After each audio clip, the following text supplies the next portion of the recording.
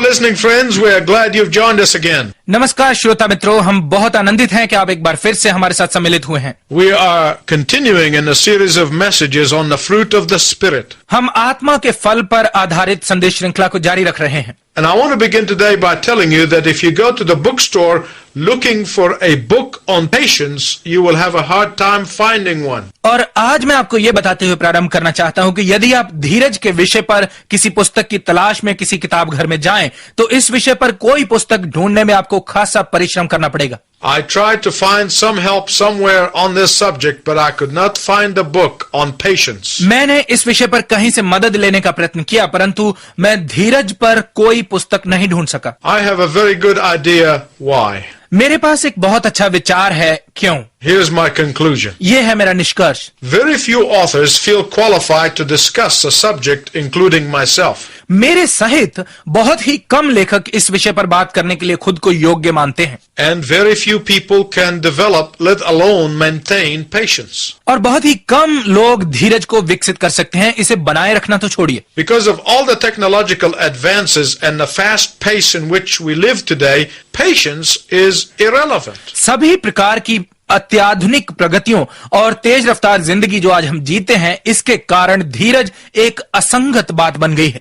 Under these conditions, there are no publishers that would want to publish a book on patience because he knows he will not sell it. इन परिस्थितियों के कारण ऐसा कोई प्रकाशक नहीं है जो धीरज के विषय पर कोई पुस्तक प्रकाशित करना चाहेगा, क्योंकि वो जानता है कि ये बिकेगी नहीं। Here is the real problem. ये है असल समस्या। Please listen to me very carefully because I want to speak from personal experience. कृपया बहुत ध्यानपूर्वक मेरी बात सुनें, क्योंकि मैं अपने व्यक्तिगत अनुभव से आपको बताना चाहता हूँ। Many Christians are wanting to live the Christian life in the fast lane. बहुत सारे मसीही अपना मसीही जीवन तेज रफ्तार से जीना चाह रहे हैं। Not only that, but they bring their impatience to the faith. इतना ही नहीं, वे अपना उतावलापन विश्वास में भी ले आते हैं। We bring it into our lives just as the world does. हम बिल्कुल वैसे ही इसे अपने जीवनों में ले आते हैं जैसे संसार लाता है। So we want instant prayer answers. तो हम तुरंत प्रार्थना उत्तर चाहते हैं, And instant holiness. और तुरंत पवित्रता, And instant worship and instant sermon. और जल्द उपासना और जल्द संदेश।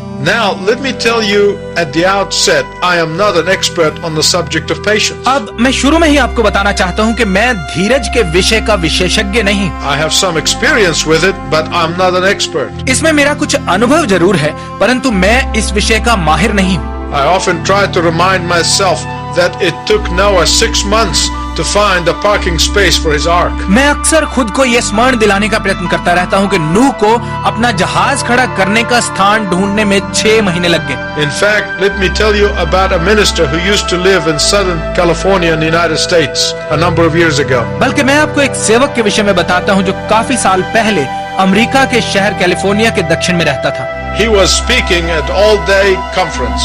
एक बार उसे एक सारा दिन चलने वाली सभा में बोलना था, And he was running late because his alarm had failed to ring. और उसे देर हो गई क्योंकि सुबह उसकी घड़ी का अलार्म नहीं बजा।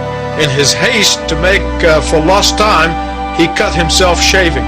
समय बचाने की जल्दी में उसने दाढ़ी बनाते हुए अपना चेहरा काट लिया। Then he found his shirt was not ironed. फिर उसने देखा कि उसकी कमीज इस्त्री नहीं हुई है। So, and to make matters worse, he was running to his car. He noticed that the tire was flat. और मामला और भी बिगड़ता चला गया जब जल्दी में अपनी कार की तरफ दौड़ते हुए उसने ध्यान दिया कि गाड़ी का एक टायर पंक्चर था। Disgusted and by this time thoroughly distraught, the minister finally got underway with sudden burst of speed. अब तक बुरी तरह से हताश और परेशान हो चुका ये सेवक पंक्चर गाड़ी को ही तेज रफ्तार से चलाता हुआ सभा के लिए चल दिया। Racing through town, he did not notice the stop sign and he rushed through it. जल्दी में तेज रफ्तार से गाड़ी चलाते हुए उसने लाल बत्ती की तरफ ध्यान नहीं दिया और सीधा निकल गया। As fate would have it, there was a policeman nearby. जैसा कि भाग्य खराब, वहाँ पास ही एक पुलिस वाला खड़ा था। And within seconds of running the stop sign, he had this screaming siren after him. और लाल बत्ती से निकलने के कुछ ही सेकंड्स के बाद उसने अपनी गाड़ी के पीछे आती हुई पुलिस का सायरन सुना। The agitated minister stopped the car, jumped out, and he yelled at the policeman. उस परेशान सेवक ने गाड़ी रोकी और बाहर निकलकर पुलिस वाले पर चिल्ला पड़ा। Go ahead and give me a ticket. Everything else is going wrong today. कर दो मेरा चालान, आज सब कुछ बुरा हो रहा है। The policeman walked up to him quietly and said, police वाला शांति से उसके पास आया और बोला, Sir, I used to have days like this before I became a Christian. श्रीमान जी, मसीही बनने से पहले मेरे जीवन में भी ऐसे दिन आते थे। Needless to say, the minister was embarrassed. ये बताने की जरूरत नहीं है कि ये सुनकर उस सेवक ने लज्जित महसूस किया। Please listen carefully to what I'm going to tell you. कृपया ध्यानपूर्वक सुनिए जो मैं आपको बताने वाला हूँ। If Satan can sap your strength in the skirmishes of life, he doesn't have to fight the big battles. यदि शैतान जीवन की छोटी छोटी मुठभेड़ों से ही आपकी ताकत को निचोड़ सकता है तो उसे बड़ी लड़ाई लड़ने की जरूरत नहीं है। If Satan gets you on the little things of life, he has already defeated you in your spiritual battlefield. यदि शैतान जीवन की छोटी छोटी बातों में ही आप पर प्रबल हो जाता है तो इसका अर्थ है कि आपकी आत्मिक युद्ध भूमि में वो आपको पहले ही हरा चुका है। When Satan succeeds in getting the little foxes under your spiritual fence, जब शैतान छोटी लोमड़ियों को आपकी आत्मिक बाढ़ के अंदर घुसाने में सफल हो जाता है he knows that he has already destroyed the vine. तो वो जानता है कि उसने दाख की बारी को बर्बाद कर दिया है। And that is why it is very important to understand what the Bible says about patience. और इसी कारण यह समझना बहुत महत्वपूर्ण है कि बाइबल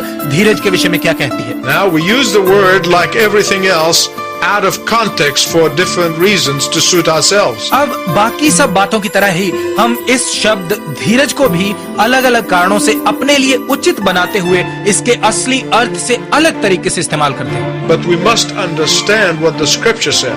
परंतु वचन क्या कहता है हमें वो समझना आवश्यक है। What does the word of God means by patience in the Bible? Bible में धीरज से परमेश्वर के वचन का क्या अर्थ है? The Greek word is a word that is made of two words. इसका यूनानी शब्द दो शब्दों को मिलाकर बना है। It joins the word anger with the word slow, ये गुस्सा और धीमा दो शब्दों का मिश्रण है। or joins anger with long. या गुस्सा शब्द को ये लंबा शब्द के साथ जोड़ता है। In other words, half of the Greek word for patience means anger, दूसरे शब्दों में धीरज के यूनानी शब्द के आधे हिस्से का अर्थ है गुस्सा and the other half means long or slow. और बाकी आधे हिस्से का अर्थ है धीमा या लंबा। Exodus tells us that slowness to anger is one of God's characteristics. निर्गमन की पुस्तक हमें बताती है कि गुस्सा करने में धीमापन परमेश्वर के गुणों में से एक है।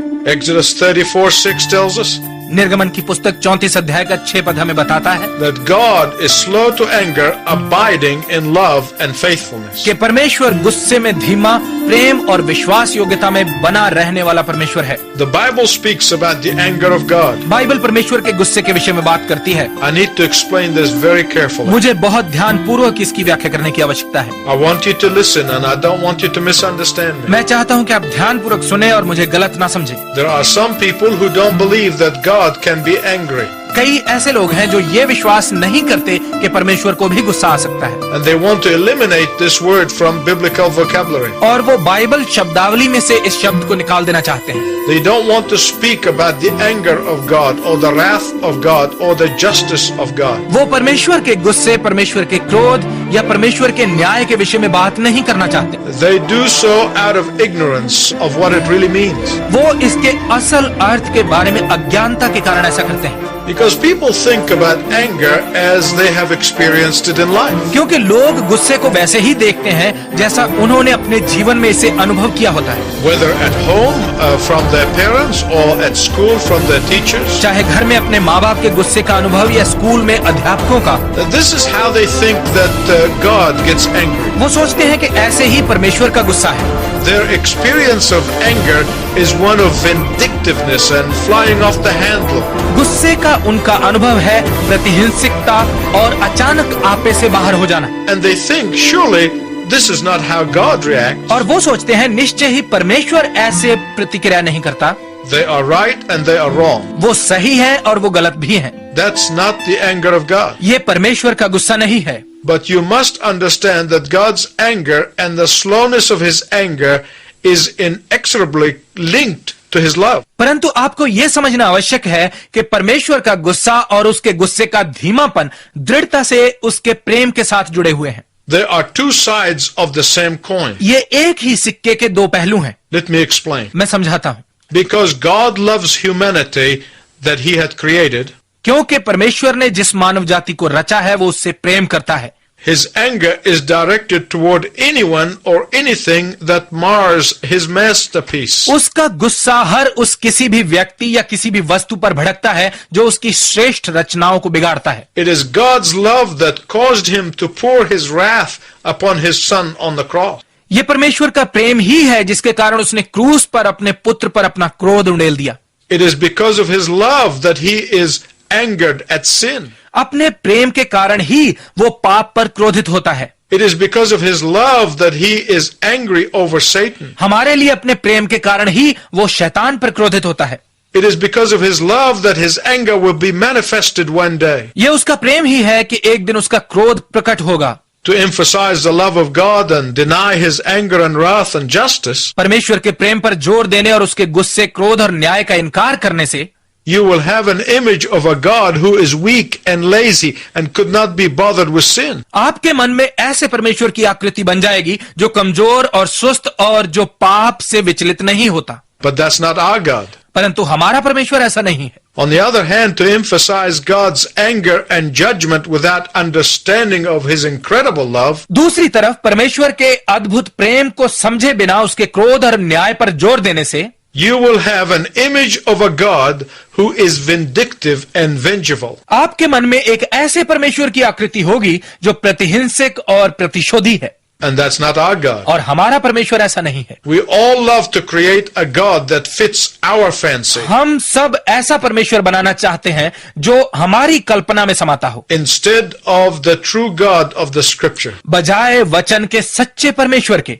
And that is why some people behave and think and live like the unbelievers in society at large. और इसी कारण कुछ लोग समाज में अधिकतर गैर विश्वासियों के समान व्यवहार करते, सोचते और जीते हैं। Back in the days of Peter, people scoffed at the fact that Jesus did not return like he said. पतरस के दिनों में लोगों ने इस बात पर मजाक उड़ाया कि यीशु जैसा उसने कहा वैसे वो वापस नहीं आएगा। And that is why Peter explains in 2 Peter 3:9, और इसी कारण पतरस की दूसरी पत्री 3 अध्याय के 9 पद में पतरस विस्तार पूर्वक बताता है that it is his patience that is keeping Jesus from coming back. कि ये उसका धीरज ही है जो यीशु को वापस आने से रोके हुए है। Because when he comes back, the judgment, which is the natural consequences of sin, will be swift and final. क्योंकि जब वो वापस आएगा तो न्याय जो कि पाप का स्वाभाविक परिणाम है सख्त और अंतिम होगा। Let us read together 2 Peter 3:9 and 10. आइए मिलकर पतरस की दूसरी पत्री 3 अध्याय के 9 और 10 पदों को पढ़ते हैं। प्रभु अपनी प्रतिज्ञा के विषय में देर नहीं करता जैसी देर कुछ लोग समझते हैं, पर तुम्हारे विषय में धीरज धरता है और नहीं चाहता कि कोई नष्ट हो, वरन यह कि सबको मन फिराव का अवसर मिले।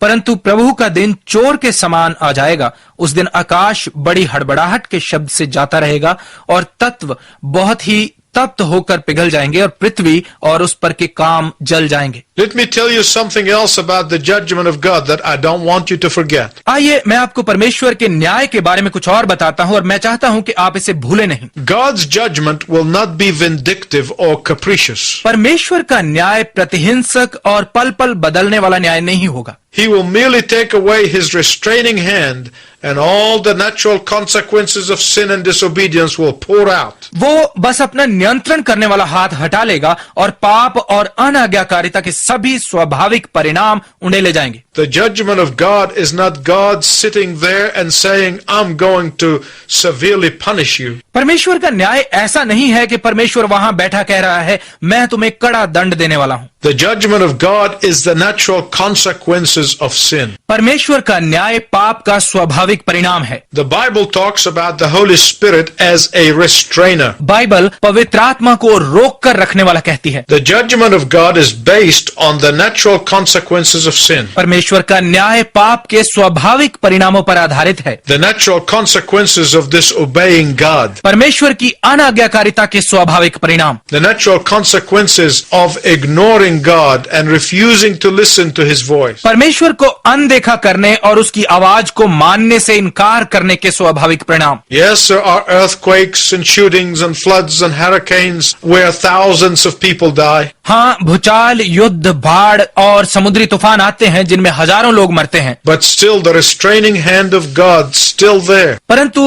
तो भी परमेश्वर का रोके रखने वाला हाथ कायम है। In my personal opinion, the restraining hand of God is beginning to be taken away. मेरे अपने विचार में परमेश्वर का रोके रखने वाला हाथ हटना प्रारंभ हो गया है। When the hand of God is pulled out after his believers are taken up to heaven, hell will come to earth. जब परमेश्वर के विश्वासी स्वर्ग में उठा लिए जाएंगे और उसके बाद परमेश्वर अपना रोकने वाला हाथ हटा लेगा तो धरती नर्क बन जाएगी। If you have never committed your life to Jesus Christ, let this be the day. यदि आपने कभी प्रभु यीशु मसीह को अपना जीवन समर्पित नहीं किया है तो होने दीजिए आज ही वो दिन हो। A day in which you accept Jesus Christ to be your Savior and escape from the judgment of God. वो दिन जिसमें आप यीशु मसीह को अपने उद्धारकर्ता के रूप में स्वीकार करके परमेश्वर के न्याय से बच जाएं। I am glad that I will not be around on the day of judgment. मुझे खुशी है कि न्याय के दिन मैं यहाँ नहीं होऊंगा। The day when the restraining hand of God is taken away and people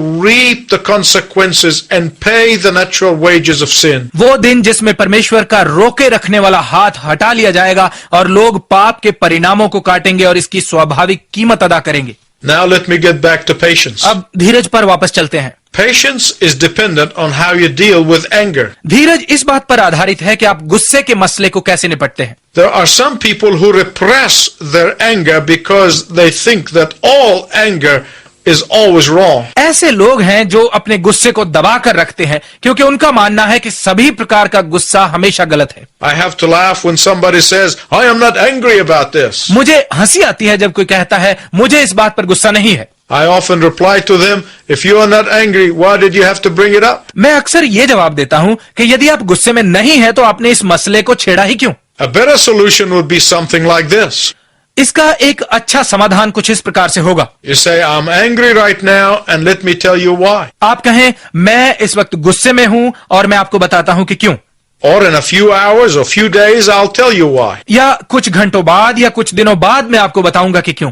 Repressing your anger or refusing to admit that it exists will not help you deal with it. अपने गुस्से को दबाना या किसी बात के अस्तित्व से इनकार करना, ऐसा करके इससे निपटने में आपको कुछ मदद नहीं मिलेगी। There are others who may not repress their anger, but they suppress it. ऐसे लोग भी हैं जो अपने गुस्से को दबाते नहीं हैं बल्कि कुचल डालते हैं। The two are not the same. ये दोनों एक ही नहीं है। Presser will say that any anger of any kind for whatever reason is just not spiritual. गुस्से को दबाने वाला व्यक्ति कहेगा कि किसी भी प्रकार का कैसा भी गुस्सा चाहे वो किसी भी कारण से हो आत्मिक नहीं है। What is the reply to this statement? इस वाक्य का उत्तर क्या है? Listen to the word from the scripture. वचन में से इसका उत्तर सुनिए। In Matthew 21:12, मत्ती रचित सुसमाचार 21 अध्याय का 12 पद। Jesus entered the temple area and drove all who were buying and selling there. यीशु ने परमेश्वर के भवन में प्रवेश किया और उन सबको जो वहां भवन के आंगन में लेन देन कर रहे थे बाहर निकाल दिया। He overturned the tables of the money changers and the benches of those selling doves. Sir की चौकियां उलट दी। Of anger is expressed in the pale face and the pinched lips and the leaving quietly never to return. गुस्से का कुचलना हमेशा निस्तेज चेहरे, निचड़े होठों और कभी ना वापस आने के लिए निकल जाना इसी रूप में प्रकट होता है। Suppression of anger is when hurt, resentment, coldness, fury and bitterness abound below the surface. गुस्से वहां है जहां बड़ी मात्रा में चोट, रोष, कठोरता, आग और कड़वाहट अंदर ही अंदर जमा होते रहते हैं। The Bible chooses to use the word root with bitterness. Bible कड़वाहट शब्द के साथ जड़ शब्द को जोड़ने का चुनाव करती है। Why? क्यों? Because the root is hidden. We cannot see it. क्योंकि जड़ छिपी होती है और हम इसे देख नहीं सकते। There are so many people running around with hidden roots of bitterness, acting in all kinds of bizarre ways and finding themselves unable to have a spiritual life. आज बहुत सारे लोग अपने अंदर कड़वाहट की छिपी हुई जड़ों के साथ सब प्रकार के अजीब तरीकों से जीते हुए और खुद को आत्मिक जीवन प्राप्त करने में असमर्थ पाते हुए इधर उधर दौड़ रहे हैं। And the reason they don't know why is because the root of bitterness is hidden. और उन्हें इस बात की जानकारी ना होने का कारण यह है क्योंकि कड़वाहट की जड़ छिपी हुई है। The tragedy is that these people think that it is not spiritual to be transparent. दुखद बात यह है कि इन लोगों का सोचना है कि पारदर्शी होना आत्मिकता नहीं है। Openly deal with whatever it is that is eating them up. और जो कुछ भी अंदर ही अंदर उन्हें खाए जा रहा है, उससे खुलेआम निपटना आत्मिकता नहीं है। In fact, what the suppressors are doing is not spiritual, बल्कि गुस्से को अंदर ही अंदर कुचलने वाले जो कर रहे हैं वो आत्मिकता नहीं है, because you are destroying your health. क्योंकि आप अपनी सेहत को बर्बाद कर रहे हैं। Suppression and or repression can lead to depression. गुस्से को अंदर ही अंदर दबाना या कुचलना आपके लिए तनाव का कारण बन सकता है, And that is not what patience is. और धीरज ये नहीं है, And that is not what the fruit of the Spirit is. और ये आत्मा का फल नहीं है। I've noticed that I have run out of time. मैंने गौर किया है कि हमारा समय समाप्त हो चुका है, And next broadcast, we will continue talking about patience and anger. और अगले प्रसारण में हम धीरज और गुस्से के बारे में बात करना जारी रखेंगे। I hope you will tune in. मुझे आशा है कि आप जरूर सुनेंगे। Until next time, I wish you God's richest blessing. तब तक मैं आपके लिए परमेश्वर की उत्तम आशीष की कामना करता हूं।